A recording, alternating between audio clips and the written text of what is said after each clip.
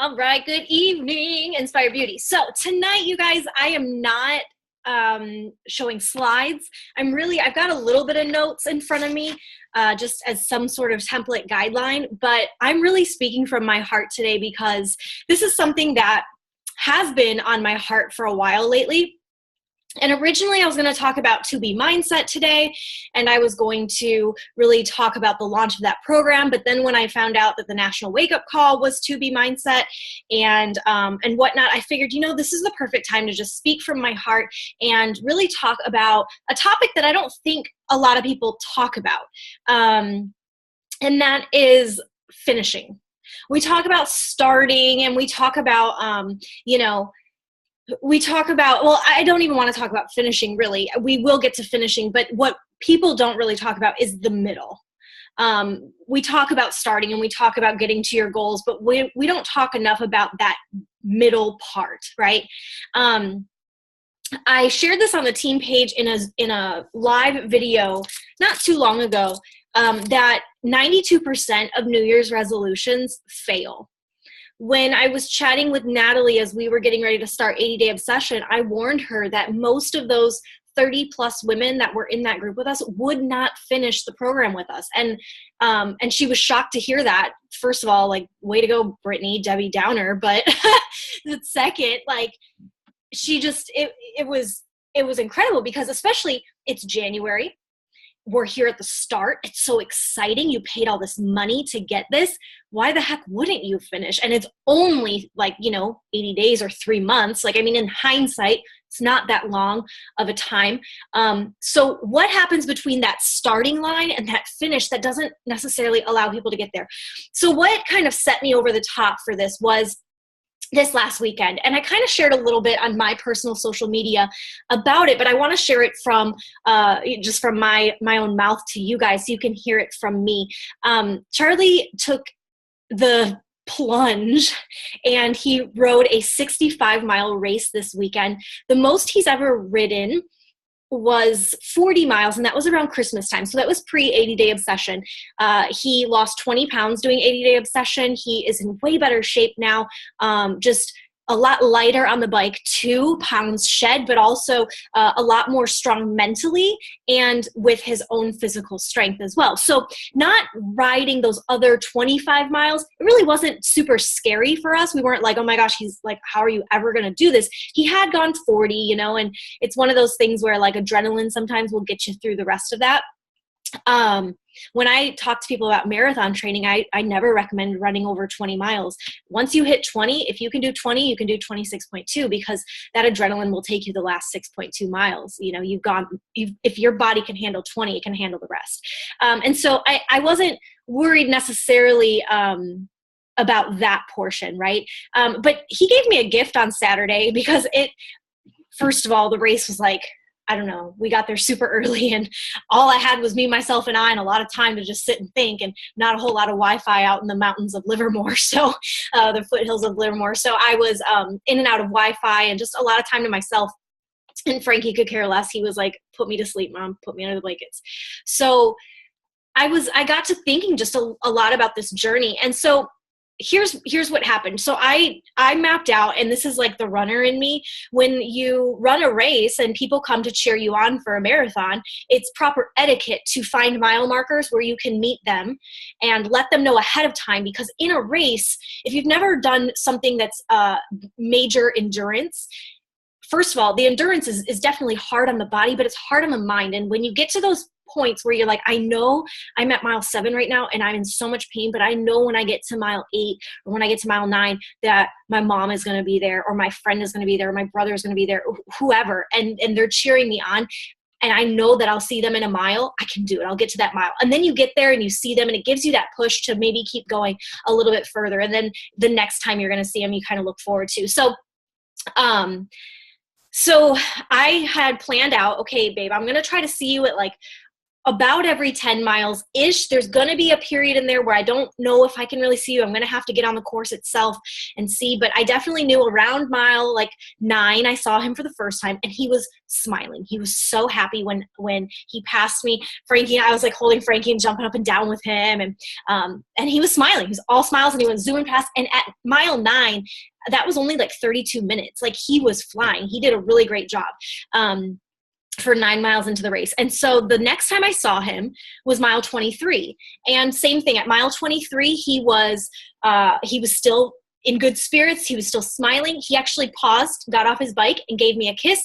I said, "Is everything okay? Do you need anything from the cooler?" Like, I had the back of the car all open. And he said, "No, I'm good. I'm good." And I was like, "Okay, babe, I think I'll see you like around 40-ish, right?" So this is 23. I knew I'd probably see him around mile 40-ish. So he's like, okay. So I paused at about mile 41. There was a nice like turn there that I could pull off to the side of the road and just wait there. And so I was at mile 41. And when he approached at mile 41, prior to him getting there, you guys, I had gone the back way through this course. So I was at mile 23. I came out and around to mile 41 rather than going through to mile 41, if that makes sense. So I got to see where he was about to go. Okay. I got to see miles 41 through 48, which were not pretty. And I got to see those, and I got to drive them. And in my car, I was like, holy smokes, this is not good. Like, the road was tight. There were no guardrails. I was like going straight down, which meant he had to go straight up. Like, it wasn't good. And so I had that perspective when I got to mile 41 and I was waiting. And so when he got to mile 41, he got off the bike. I had some ice water for him. He drank some ice water, and he complained a little bit about his knee starting to hurt. And I said, babe, the thing is, I'm not going to sugarcoat it. You've got a difficult stretch ahead of you. Okay. I'm not going to lie to you. It's difficult. I drove through it. But I'm going to be there. I'm going to be there at the top. And I told him I would be there at the top to cheer him on. But then I started realizing, this isn't easy. This is what I should do. I should go as much as I can, because there was a stretch where I couldn't pull off to the side. There was no room, so I couldn't cheer him on. And so anywhere that I could find some space to pull off to the side of the road and stick my head out the sunroof and cheer for him, I did. And so I tried to do that a couple times. And then I was like, babe, now I got to see you at the top. And I went up there and I waited, and the temperature was different up there, you guys. It was very cold. And I met a lot of friends at that summit. When I was at that top, there were a lot of people that, I could see their faces as they got to the top, and they were challenged. But the worst part, you guys, was that there was a fake summit right before that one. And so you went up this like really, really tough incline. And right as you got to the top, it looked like that was it. It looked like you got to the top, only to find out when you got there that you still had another climb to go.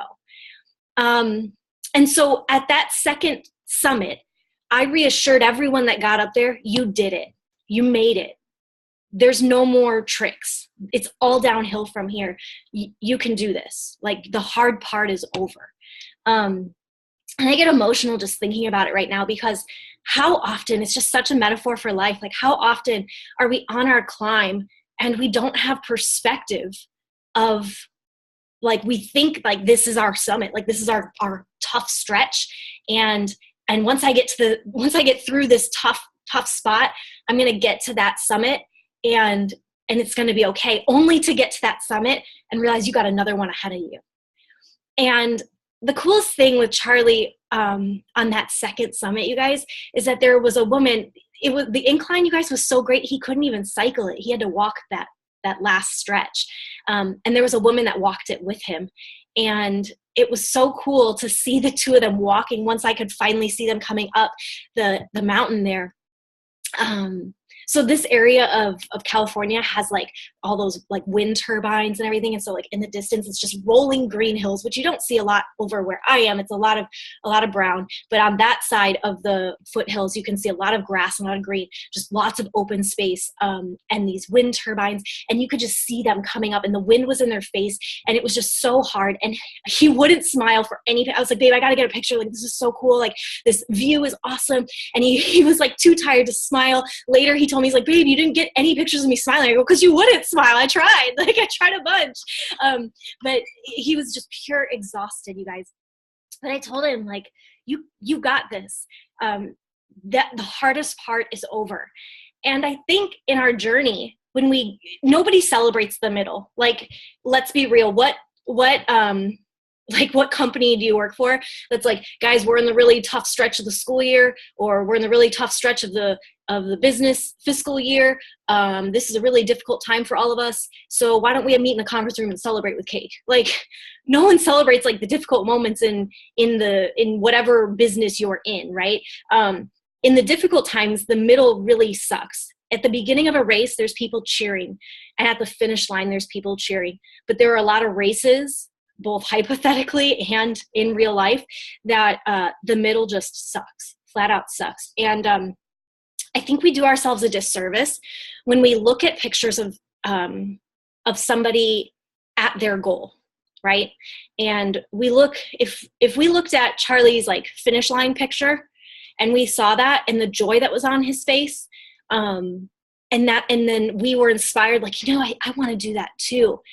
I think we'd be doing ourselves a disservice not to talk about the middle, not to talk about that climb. So after I let him go there at, that was like about mile 44, 45, something like that.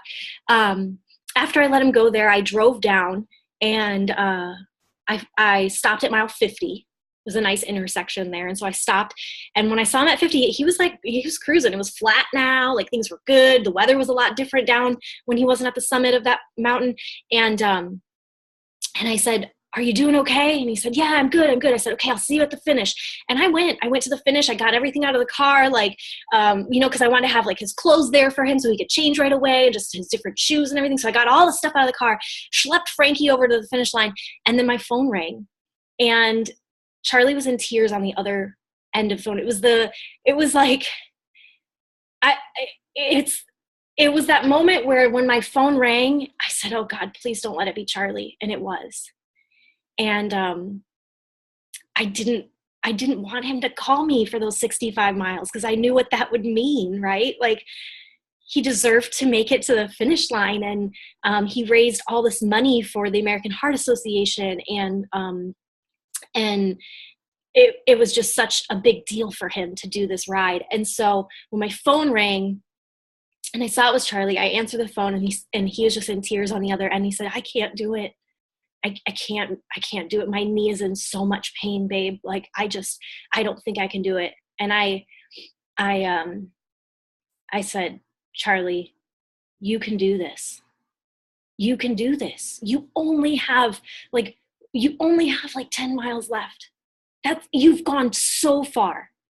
You've gone so far. You can't give up now."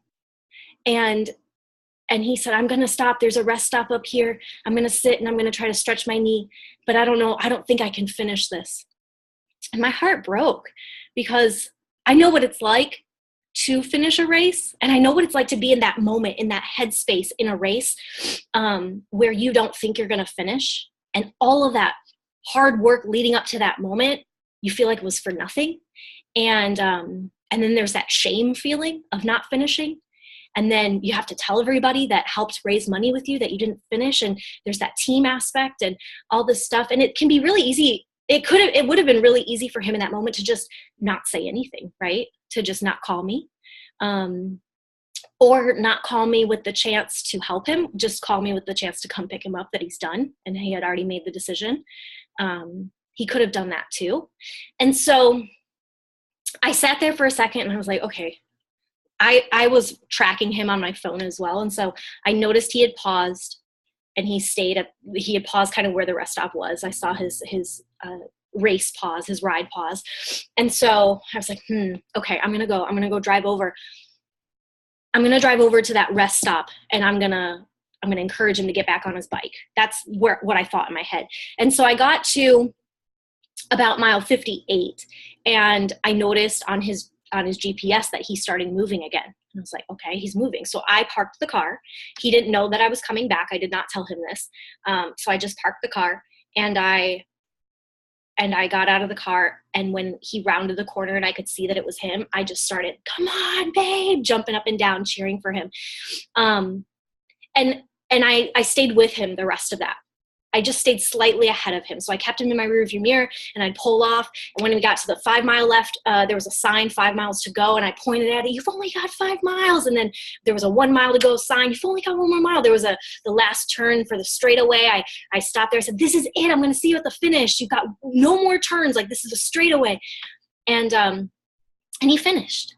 And he finished, and he's alive today to talk about it. And on the drive home, it was funny because I said, imagine if you would have stopped.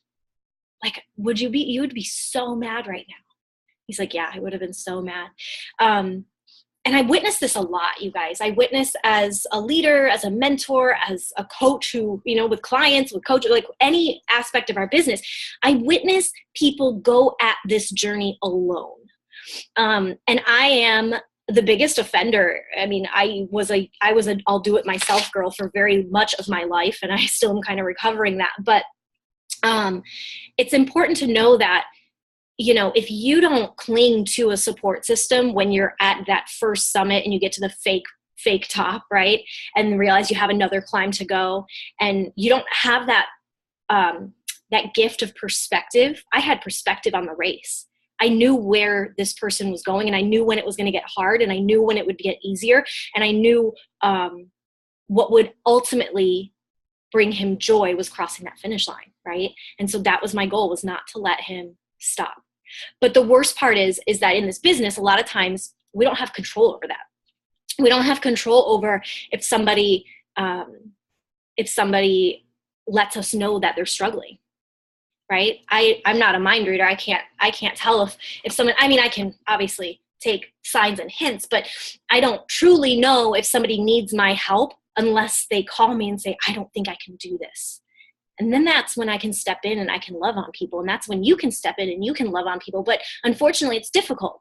And so I think that a lot of times, we just don't talk about the middle, and we celebrate people for where they're going with their goals. Like, yeah, I'm going to do 80-day obsession. I'm going to do this whole program. And everyone's like, oh, high five, man, that's cool. And you get this pump of dopamine and you're excited. It feels good to say that you're going to do something. It feels good to start something. Oh, I joined Inspire Beauty. I'm going to be this awesome Beachbody coach.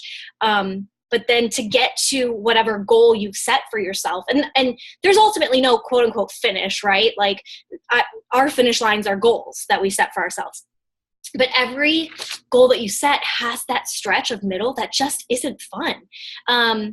And in that, I want to give you a couple tips really quick. Now that I told like my really raw emotional story, is that in the middle of that, there are some things that can help you to get to the finish that I think in our business far too often we don't value enough. So one of them is that a lot of times when we set goals, we add things into our life, and we don't realize that by adding stuff, we're going to burn ourselves on both ends, right? And just like lose all steam and fire. Or when we add stuff, we end up having to remove things. And sometimes the things we remove are things that we didn't necessarily want to. So my suggestion is choose what you're going to bomb. Choose what you have to get rid of, right? In order to make your goals happen, whatever goals they may be, you have to figure out what can you get rid of. So you can't do everything. None of us can do everything, but we can all do something. And if you're deliberate and you're focused, and you look at what do you care about most, right? And you really make that list. I had to get honest with myself. In the beginning of my business, I really thought I cared about going out to hang out with my friends and whatnot. At at that time in my life. But every time I'd get home and I'd be so mad that I didn't work my business, and I'd be frustrated with myself that I didn't do my workout, and I ate, junk food while I was out, and I drank beer, and it was like, it wasn't good. I just didn't feel good about myself when I got home. And that pattern of not feeling good, not feeling good allowed me some perspective then to say, it might be hard to tell my friends no that I can't go out. And maybe in this moment it's difficult, but I actually get to be deliberate and choose what I want to focus on and what I ultimately care most about, right? So in this, we often shame ourselves trying to pick all these things and move all these parts and be all and do all. And shame it basically tells you that I'll try to do it all. And then when you fail, you feel ashamed, right? So rather than trying to do it all, pick strategy over shame. I'm going to pick 5 things that are really important to me, and I'm going to work really hard on those. Okay. We live in a society where it's really easy to compare, and we give time to comparison. We give time to Netflix. We give time to the way that we plan, meaning we might over plan what we can do in an hour. We think, oh, I'll do all this stuff. So give yourself the gift of removing some of that. Lessen the load, right? Choose what you're going to bomb. The other thing is a lot of times, I do want to hit on this before I go to the next one.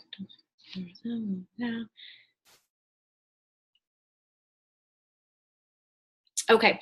The other thing that we oftentimes don't see is that a lot of times we think it's only us. And that kind of goes back to that mindset of, if I don't tell my coach, then I can believe that it's only me feeling this way. If I don't tell my coach that I'm struggling with hitting Success Club or posting on social media or how to invite, then it's only me that's ever dealing with that. But what you start to find out when you communicate and reach out to people is that fear is lying to you. That's the biggest lie, is that it's only you. We all struggle with those things. And the more that you can lean on community and reframe yourself to knowing that what we have can help someone's life is really awesome. I think that in this business, it's really easy. This is what I want to touch upon before I go to the next point, is that we either think that we have to be that guy on social media, or we just don't ever talk about Beachbody, and we act like there's nothing in the middle. Like, I'm so afraid of being salesy, or I'll just not talk about it at all. But there's an entire middle ground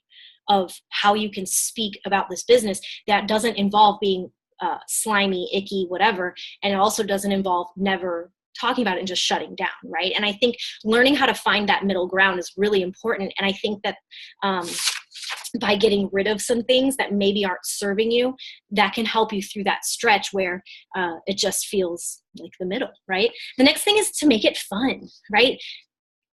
We shouldn't set a goal, I'm going to hit Success Club, and then we feel miserable the entire way trying to do it. Or, really quick in the chat, guys, I know I'm kind of getting low on time. It hasn't hit the 10-minute mark yet, but in the chat box, if you'd open that while I'm talking and jot down words. When I say the word goal, what do you think about? When I say, hey, let's set a goal, what are some things that brew in your head?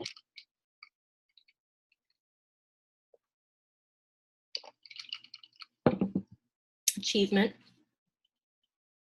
work, perseverance. Okay.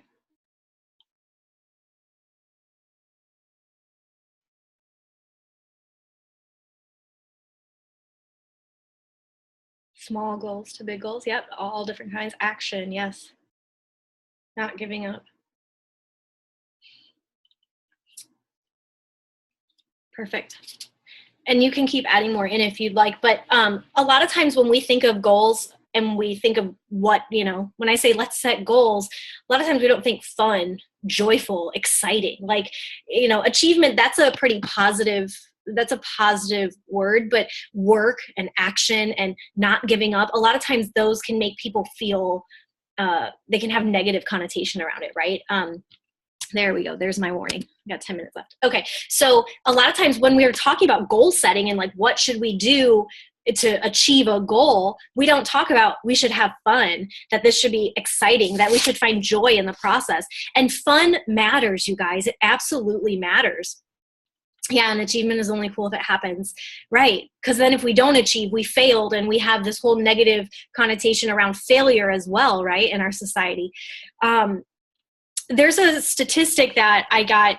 There's a book called Finish by John Acuff. And in the book, he studies what it takes to finish, essentially, because he wrote start and he wrote quitter.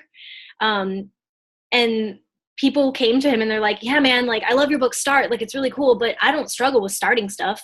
Like, I struggle with finishing things. Like, can you write a book about that? And he's like, ugh, like, I don't know how to, like, he didn't know. So he had to go do some serious research. And he said that if you make what you do fun, you're 31% more satisfied and 46% more successful. Okay. So we have to be clear though, you know, fun doesn't mean that there won't be hard, right? I think when people think about living a meaningful life and having happiness, they think that there's not going to be hard times. Just because you're a happy person or you're living your truest self or you're living this meaningful life and legacy doesn't mean that you don't struggle, right? And I think we've got this really misconstrued image of what that looks like in our society, but being an amazing coach has hard parts. Okay. And you have to figure out for goals, are you a reward-based goal setter or are you a consequence-based goal setter? And I'll explain. So what moves you? Does it move you to say, if I hit Success Club, I will, like, I'll earn, you know, whatever prize I got. So for example, this next month, if you hit Success Club, spoiler alert, you get a picture at Summit with the trainers. So like how I had the celebrity trainer photo op, you'll get one of those if you hit SC5 this month. So a really awesome goal for all of us to go for who are going to Summit. So that's a reward-based goal. Like, I'm going to work towards Success Club because I really want this reward. But the consequence-based goal is some people are more wired that way, where it's the consequence. Like, if I didn't hit this goal that I set and I shared it with my upline coach, and then I've got to admit to her that I didn't hit the goal, I don't want to have to do that. So I'm going to hit the goal. Right? So that's consequence-based. Now, people are wired differently. So you have to understand, first of all, what motivates you, but also what motivates your team, what motivates the people you work with, what motivates your clients, right? And admitting that, you know, you won't be perfectly balanced in all this, and that each season, like, there will be seasons where you have to hustle a little harder and work towards that goal. And seasons that will get, you know, like I said earlier, you pick your 5 things, you lessen your load. That doesn't mean that when you lessen your load that you never give attention to other things. That just means that maybe in this season you have to give less attention to one thing, and then maybe later you can give more attention back to that thing when you can rearrange your priorities, right? So just keep that in mind, that when we work towards goals, I think sometimes we feel like, you know, everybody wants the goal because they want the prize, but not everybody's wired that way, or vice versa. Maybe you think everybody wants to hit the goal because they don't want to feel bad when they don't hit it, but also people aren't wired that way. So understanding the way we're wired. And the last thing, you guys, that would help, that I think is really helpful when talking about, you know, that hard road to getting to the finish line, is eliminating your secret rules. We all make up really wacky things. And I love talking out loud to other coaches and getting to share sometimes what's in your head. And the second it gets out of your mouth, it feels so good to say things sometimes, because you're like, in my head, it sounded like so real. But then once I say it, you're like, okay, that's really not truth. Like, that's just in my head. I think the closer we get to goals, the more we begin to self-sabotage ourselves. Right? It's easy to pull back. You might think like, oh, I get close to the finish line and that's when I'll just push and go to the end. And I did say that, you know, if you can run 20 miles, you can run a marathon. But there are a lot of people that quit at mile 20. Did you know that? Like, there's a lot of people that get to 20, 21, 22, and they just throw in the towel there. And it's insane to me. But at that point, it's a mental game. You've got to get out of your own way. You've got to understand that you do have to lean on people. It doesn't make you weak to ask for help. It doesn't make you weak to go to the team page. It doesn't make you weak to say, hey, I need some suggestions, or I would love to collaborate with you. It doesn't make you weak. And a lot of times, you guys, in this business, I love this, is that when we come to somebody with a problem, we want this like complex solution. Like, Brittany, I can't hit Success Club. What's going on? And I say, well, how many people are you talking to? And you're like, no. Like, forget about that. Forget about like how many people I'm talking to. Like, how do I hit Success Club? Like, tell me, there's gotta be a secret. And I'm like, well, how many people are you talking to? Well, I don't know, like here and there, a couple. Okay, we got to talk to more people. okay, but seriously, how do you hit Success Club? No, like really, you gotta post on social media and you gotta talk to more people. Like that's really all you gotta do. No. Like we want these big, complex solutions. Like, no, Brittany, how did you hit Success Club? Or how do you go to Diamond? You invite people and you talk to people. That's really it. But when we make these complex solutions and we create this scenario that, oh, this coach must have a secret. That's why they're so successful. They must have a secret they're not telling us. Then that takes me off the hook. Then because they have a secret, I'm not able to achieve it. But once I realize that they don't have a secret, then it puts a little pressure on me that it really does come down to my actions and my behaviors. Beachbody, and I want to talk about this really quick just because I've been talking and touching on Success Club, but Beachbody has Success Club, not because it's a requirement for perfection and because they want you month after month not to feel good about yourselves if you don't hit Success Club. Like that's not why they have Success Club. They have Success Club because as a company, we dare you, we dare our coaches, we dare each other to be better today than we were yesterday and then to repeat it tomorrow. I mean, that's really what it is. And I'm going to say that again. We have Success Club not because of perfection, okay? But we have it because we want to dare you to be better today than you were yesterday and then repeat that tomorrow. And that's it. It's about making adjustments along the way, it's about course correction. Getting to the finish is about course correction. It's not about completely throwing in the towel, and it breaks my heart. I feel sometimes like I'm preaching to the choir because you guys aren't, you're still on the race. But I also want to speak life into you that the race is hard sometimes, but that's when you can't pull away. You can't detach yourselves from it because then it becomes really easy to just walk away and say, oh, this wasn't for me, or there must have been some secret that I didn't know, or, that polar opposite, right? Where it's either I got to be a spammy, crazy person on social media or I got to be nothing at all. And just remember, you guys, starting, tons of fun. Okay. But the future of Inspire Beauty doesn't belong to the people who started with us. It belongs to the finishers. The future of Inspire Beauty, the future of where we're going with this team doesn't belong to the people who started.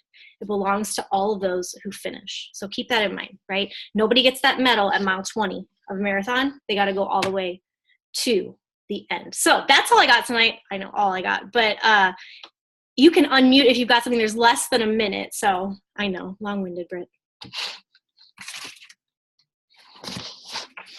Anything.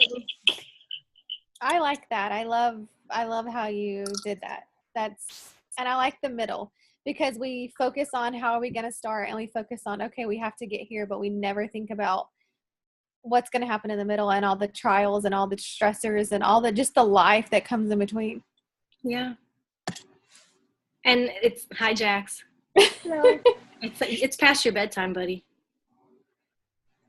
No, it's usually around 9 or 11. 11? Definitely not. I love it. It is. Wishful thinking. The more that we can open up and talk about, honestly, that the middle isn't butterflies and roses, but that it's okay, that we can all embrace that. I think that the more we can get. And I think I've unfollowed so many Beachbody coaches because I do that, and it's just not worth it. It's not worth it. Very true. Anyone else before it kicks us off? No, I just appreciate what you share every week because it just makes me think about things. Well, I got. Yeah. I missed Monday nights, so Okay. I'm glad we're back. I'll send it. Yeah. Awesome. Well, next Monday we will also be having our Zoom as well. This month was weird with the 5 Mondays, so yay! All right. Well, let me take a quick pic before it kicks us off. Everyone smile. 3, 2, 1.